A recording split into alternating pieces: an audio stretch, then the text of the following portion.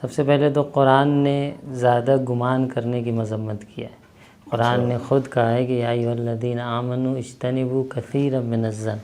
اے صاحبان ایمان بہت زیادہ گمان نہ کریں۔ اس گمان سے قبلہ کیا مراد لی جائے گی؟ یعنی نگیٹیوز گمان، جو آپ دوسروں بدگمانی جسے ہم کہتے ہیں، بدگمانی جسے کہتے ہیں، دوسروں کے بارے میں جو ہم گمان کرتے رہتے ہیں کہ فلاں نے یہ کیا، تو یعنی نگیٹیو فکر جو دوسروں کے عیب نکالنے میں ہم کرتے ہیں،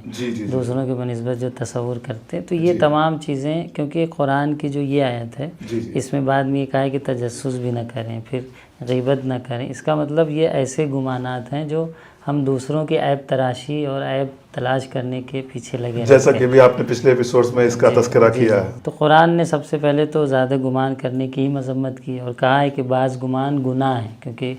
ہو سکتا ہے آپ کا گمان بے بنیاد ہو، بے وجہ ہو، یا اس سے برے اثرات معاشرے پر پڑ رہے ہوں، تو بے شک وہ گمان آپ کا کیا ہو جائے گا، گناہ بن جائے گا۔